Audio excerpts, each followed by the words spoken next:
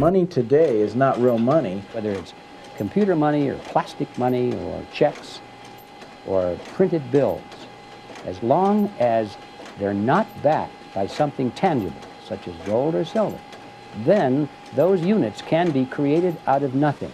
This century, the monetary system of every industrial nation on Earth has systematically been transferred from wealth-based gold standards to debt-based fiat currencies.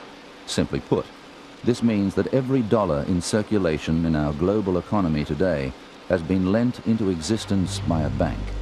Every dollar circulating is someone else's debt. The primary way of monetizing this debt is through what is known as fractional reserve banking.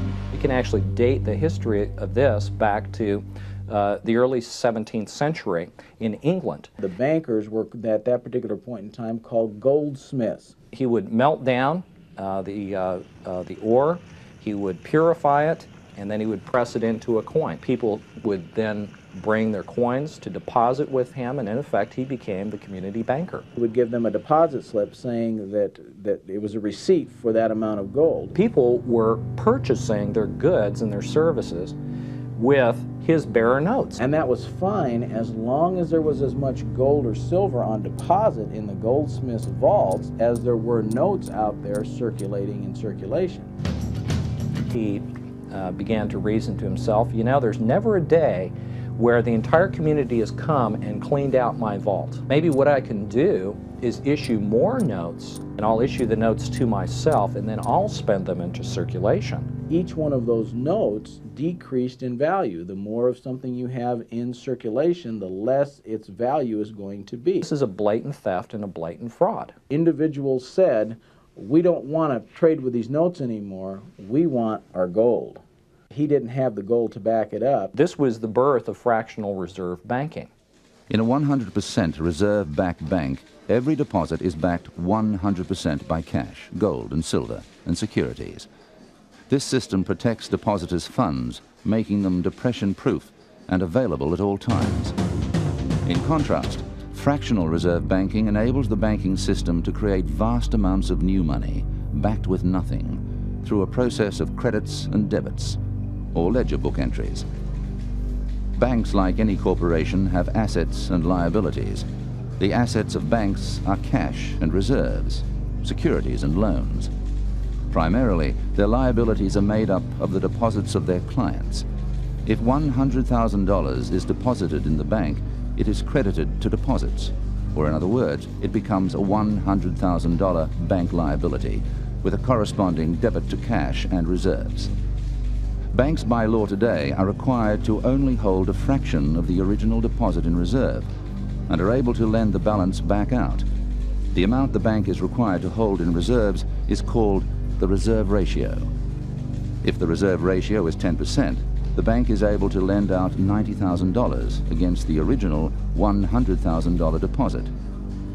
At this point, the bank debits the loan account and lends out $90,000, which in turn becomes a new deposit in the next bank of $90,000. This new $90,000 loan then becomes a credit to liabilities and a corresponding debit to cash and reserves. The bank, then required to keep 10% on hand in cash and reserves, will then lend back out $81,000, becoming $81,000 of new deposits in yet the next bank.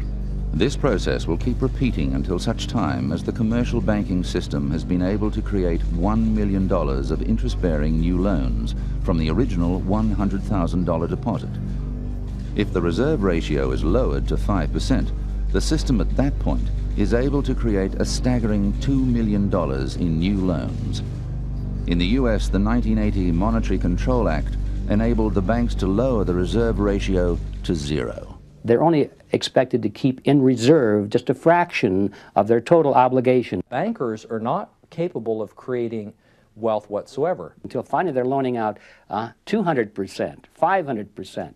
And in fact, today in our banking system, there are no reserves at all of any kind. In 1993, I worked with an economist at the St. Louis Fed to find out what the total reserve ratio was on the entire banking system. It's 1.64%. That means for every $100 deposited, they can create $1,634. Sir Josiah Stamp, who was a former president of the Bank of England, said, "Fractional reserve banking as we know it today was conceived in iniquity and born in sin. Bankers rule the world. Take the world away from them, but leave them the power to create money, and they will buy the world back again." the central banks are now today printing money, creating debt, ledger book debt and credit with a flick of a pen.